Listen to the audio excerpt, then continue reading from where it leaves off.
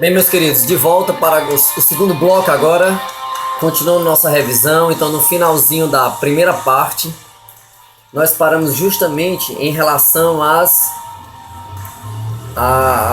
ao nascimento do Império, tá certo? Ao nascimento do Império, então a ascensão de Dom Pedro I. E aí nós aprendemos nas nossas matérias que a ascensão de Dom Pedro I, na verdade, certo? Vai ser bem conturbado, pessimamente administrado, um governo apenas de 9 anos, tá certo? Mas na qual ele dá início à primeira Constituição do Brasil, que de certa forma foi outorgada. Então nossa primeira Constituição foi outorgada, estabeleceu que seríamos uma monarquia constitucional, hereditária e vitalícia. E outra coisa importante também era que havia como característica importante a inviolabilidade do lar, manutenção da escravidão, problema esse que só será resolvido no Segundo Império. E aí o que é que nós temos? Então, por causa da sua forma de administrar o Brasil, certo? A sua péssima administração, utilizando muitos recursos públicos, tá certo? Para tentar conter justamente as insatisfações que apareceram no seu governo, como por exemplo a famosa Confederação do Equador, que trouxe uma instabilidade política, já que algumas províncias se reuniram com o desejo de separar-se politicamente do Brasil. E a forma que ele reprimia os altos gastos, tá certo? Para poder tentar resolver à força, tá certo? Aquilo que ele não tinha, que era autoridade, mas usava de autoritarismo. Isso acabou desencadeando uma péssima administração e a sua derrocada, tá certo? No 9º ano do seu governo. E quando chega no 9º ano do seu governo, o que é que acontece? Dom Pedro I abdica ao trono e a Constituição dizia o seguinte, que na falta do executivo, certo? O herdeiro, que no caso seria o Pedro de Alcântara, só poderia assumir com 18 anos de idade. Então, numa linguagem bem cearês, o menino era de menor, não poderia assumir constitucionalmente. Por isso que é colocado logo de imediato, quando Dom Pedro I volta para Portugal, porque seu pai havia falecido e ele era herdeiro direto do trono de Portugal, é instituído no Brasil o período regencial. E aí é que está a coisa, no período regencial, que nós dividimos em regência trina provisória, regência trina permanente, regência una do Padre Feijó, regência una do Pedro Araújo Lima. Bem conturbado, principalmente nessas últimas duas regências, as regências unas. Mas o que é que nós temos como importância? É justamente o seguinte, que na regência trina permanente, que foi instituída logo depois da provisória, quando Dom Pedro I foi embora às pressas, é o seguinte, foi justamente o ato adicional de 1834, certo? E nelas trouxe algumas coisas importantes, como por exemplo, a criação de assembleias legislativas, certo? As famosas assembleias legislativas provinciais. Outra coisa importante que também ela trouxe foi o seguinte, que a próxima regência seria una, certo? Outra coisa importante, foi criado a Guarda Nacional, que isso trouxe justamente Padre Feijó como próximo regente uno. E aí, a grande importância aqui do regente uno, do Padre Feijó até o último, que só foram 2, porque só se completa 9 anos de período regencial, estoura as famosas revoltas regenciais, que nós aprendemos que foi a cabanagem, a balaiada, a sabinada e a farroupilha. A sabinada, quem não sabe nada é baiano, então acontece na Bahia, tá certo? Cabanagem, Grão-Pará ou Pará, farroupilha ou Guerra dos Farrapos, Rio Grande do Sul, e a balaiada no Maranhão. Eu não posso esquecer que tem aí a famosa revolta dos malês. Então, contra toda aquela opressão ao escravo, ao negro escravo, e também porque eles professavam a fé islâmica. Se professavam a fé islâmica, eram muçulmanos. E por serem muçulmanos, uma historicidade em que o Brasil tem como religião oficial o catolicismo, havia uma perseguição muito grande. Ok? Outra coisa importante também que é marcante no nosso assunto é o seguinte, que quando termina o nono ano do período regencial, vem o golpe da maioridade. E esse golpe da maioridade, na verdade, possibilitaria a chegada de Dom Pedro II ao poder. Ele só tinha 14 anos e meio quando terminou o nono ano do período regencial. Mas uma coisa é certa que você tem que entender. É que mesmo ele chegando com os seus 14 anos e meio e a sua data de nascimento alterada lá para 18 anos, certo? Na verdade, houve uma manutenção do conservadorismo elitista no Brasil. Então a elite governa no Segundo Império do mesmo jeito. As mesmas elites anteriores. Beleza? Pois bem, no nosso segundo reinado, que aí é dessa ascensão por causa do golpe da maioridade, Dom Pedro II, Pedro de Alcântara, governa 49 anos. Nós vimos boa parte da história dele no filme Mauá, o Imperador e o Rei. E aí tem umas coisas importantes, que é justamente as leis abolicionistas. E aí você tem que ficar bem atento a isso. Por quê? Porque tudo vai começar por causa da Tarifa Alves Branco. Ela é do ano de 1844 e ela estabelece o aumento das taxas alfandegárias aos produtos importados do Brasil. Ora, aumentou em 30 a 60% os produtos importados. E claro, os produtos ingleses entraram também nesse rol. A Inglaterra não gostou nada disso, porque isso diminuiu o poder de compra dos seus produtos, e aí ela chegou fundo, e no ano seguinte, 1845, aprova no seu parlamento a Lei Bill Abernethy. Essa lei dava o direito, e ela, por ser a maior marinha mercante, a maior marinha de guerra do mundo, apresar, afundar, prender traficantes para possibilitar o Brasil acabar com a tal da escravidão, já que mais da metade da população do Brasil era formada por escravos. Ok? Isso trouxe um desconforto entre fazendeiros no Brasil e alguns até inovaram, já que o Estado abriu as portas para a imigração. E aí muitos fazendeiros de São Paulo resolveram usar mão de obra estrangeira, principalmente, notadamente italiana. Chama-se sistema de parceria, um sistema racista e que nós classificamos como política de branqueamento. Tá certo?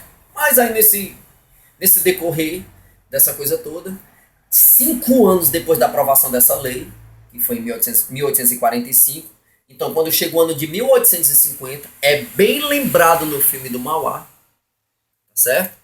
Aquela conversinha toda lá, que eles estão lá, tá certo? Os maçons, juntamente com o Irineu, tá certo? Ele disse, olha, a coisa ficou insustentável, afundaram mais 5 navios e tal. O imperador resolveu dar um basta no tráfico. Então, ali era o ano de 1850, vem a famosa Lei Eusébio de Queiroz, que põe fim ao tráfico. Isso, claro, que na prática não impossibilitou a entrada de africanos, certo? Isso, na linguagem capitalista, fez com que o negro se tornasse mais rentável, mais caro. Quanto mais difícil, mais caro. Lei da oferta e da procura. Vimos isso também no filme, bem no início do filme, certo? Quando o seu Pereira lá está conversando com aquele fazendeiro de açúcar, e aí ele diz que não está rendendo muito, aquela coisa toda, e pergunta se ele quer fazer parte do comércio dos negros, que os ingleses querem acabar, e tem lá suas vantagens. Então, quando ele falava aquilo, ele estava relembrando a Lei Bill Abernethy, certo? Quanto mais difícil, mais caro, beleza? Então, nesse contexto, aí vem 21 anos depois, o ano de 1871, a Lei Rio Branco, mais conhecida como Lei do Ventre Livre. Quem é que era livre? Os filhos nascidos a partir daquela data. Basicamente a lei era essa. A mãe continuava cativa, escrava. Certo? Aí nós chegamos no ano de 1885. Vem a Lei Saraiva-Cotegipe, popularmente conhecida como a Lei dos Sexagenários. Seriam livres os velhos escravos, a partir de 60 ou 65 anos, dependendo do autor. Certo? Então, você percebe que as leis abolicionistas no Brasil, elas são progressivas, lentas e progressivas. certo? Lei do ventre livre, que é a Lei Rio Branco, 1871, 1885, certo? A Lei Saraiva Cotegipe, a Lei dos Sexagenários, que vai libertar os velhos, tá certo? Os extremos, ok? Até que nós chegamos em 1888. Dom Pedro II estava doente, estava na Europa em tratamento, sua filha, a princesa Isabel, estava no trono e assina, tá certo, a famosa Lei Áurea, 13 de maio de 1888. Uma observação. 1888, 13 de maio. 1885, a Lei dos Sexagenários. Aí eu vou a um ano antes. 1884, a Lei dos Sexagenários. Um ano antes e 4 anos antes da Lei Áurea. A lei que definitivamente pôs fim à escravidão no Brasil.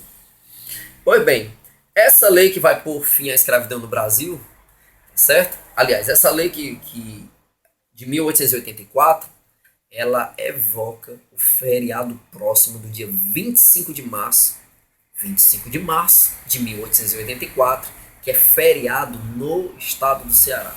Feriado magno, que nesse ano, pela terceira vez, cai em um dia útil, quarta-feira, certo? É a terceira vez que cai num dia útil. É o quarto feriado, porque na primeira vez foi num domingo, certo? Então, Jean, o que isso tem de importante? O Ceará foi pioneiro na libertação dos escravos, certo? Isso remonta, evoca o passado histórico da província do Ceará, a vila de Acarape, hoje conhecida como Redenção. Lá foi o palco da libertação dos escravos. Aí você pensa, o pioneirismo, certo? O pioneirismo da escravidão no Ceará. O que é que isso traz de simbólico e controverso? Seguinte, onde nós encontrávamos a mão de obra escrava no Ceará era em dois setores. Na decadente economia algodoeira, ou cotonicultura, ou como escravos domésticos. Isso já não rendia lá seus lucros. Então já era caro manter a escravidão. Certo? Então a pressão foi grande também, que fez com que esse evento fosse concreto. Mas não esquece, economicamente já não era mais rentável. Seguidamente do Ceará vem o Amazonas e liberta também seus escravos. Isso é 4 anos antes da famosíssima Lei Áurea. Beleza? Então, outra coisa importante também, para a gente finalizar, chegar no final da nossa revisão, é o seguinte, a famosíssima Guerra do Paraguai. A grande desvantagem que a Inglaterra estava tendo na América do Sul, já que o Paraguai era um país que agora, notadamente, crescente industrialmente. E aí encontrou um concorrente forte. E aí a Inglaterra arma o Brasil, o Uruguai e também a Argentina, para que eu não esqueça, quem formar a tríplice é só lembrar da primeira economia do Brasil. Como é o nome? Pau-Brasil. P, o Paraguai, que vai ser atacado, lógico. A de Argentina, U de Uruguai e Brasil. Pau-Brasil. A tríplice era formada pelo Brasil, Argentina e Uruguai. E vão atacar o Paraguai. Tá certo? A famosa tríplice aliança. Pois bem, uma coisa que a gente tem que fazer uma observação e uma criticidade é justamente em relação à Lei Áurea. Já que nesse assunto aqui a gente comenta muito sobre a questão da escravidão, o racismo, a predominância do racismo. Por quê? Depois da escravidão, depois que foi assinada a Lei Áurea, que praticamente não, objetivamente só tinha 2 artigos, e praticamente apenas definia que era proibida a escravidão no Brasil. Então vale ressaltar, certo, que o fim da escravidão ela vai trazer uma situação para os negros, principalmente ao mercado de trabalho, certo? Uma situação muito negativa. Então, vale ressaltar e pensar como se deu o processo pós-abolição da escravidão no Brasil. A gente tem que ficar bem atento, certo? Por quê? Porque a libertação dos escravos promoveu aqui não promoveu a inserção digna agora do ex-escravo, que continuava como negro à margem dessa sociedade injusta que não aceitava ele como parte socioeconomicamente do Estado Nacional Brasileiro. Então a gente tem que ficar bem atento, porque as próprias elites continuaram a empregar mão de obra negra, só que em empregos subalternos, tá certo? Mantendo as condições de sobrevivência dos mesmos e pouco contribuindo assim para a sua ascensão social, tá certo? E essa dificuldade a gente encontra até hoje, tá certo? Isso serve como para a gente abrir os olhos e tentar entender, tá certo? E ter o cuidado com a questão do racismo, tá certo? Que historicamente foi construído. Então, um trabalho escravo que durou quase 4 séculos no nosso país. E oficialmente, da chegada de Portugal, nós só temos 5 séculos de história. E quase 4 de trabalho escravo. Ok? Então, no mais, eu quero que você fique bem atento ao filme, tá certo? Que nós assistimos, que nós paramos, que nós comentamos, que nós discutimos, fazer as ligações, tá certo? Do crescimento do Irineu, tá certo? Que começou como um caixeiro, tá certo? Que trabalha pro seu Pereira. Seu Pereira que era um mercador de escravos também, tá certo? Até trabalhar com o seu Carruthers, tá certo? Aquele inglês que vai ensiná-lo como ganhar dinheiro, como ele próprio dizia no filme, tá certo? E que usou para abrir as ideias do Irineu, tá certo? A filosofia iluminista, Adam Smith, Stuart Mill, tá certo? Disse que a língua era o inglês, tá certo? E a moeda era a libra, ressaltando que a Inglaterra era o futuro, o país mais rico e industrial. E claro, o que abriu a porta para que o Irineu pudesse pôr em prática grandes dos seus projetos até se tornar o homem mais rico do país foi a maçonaria.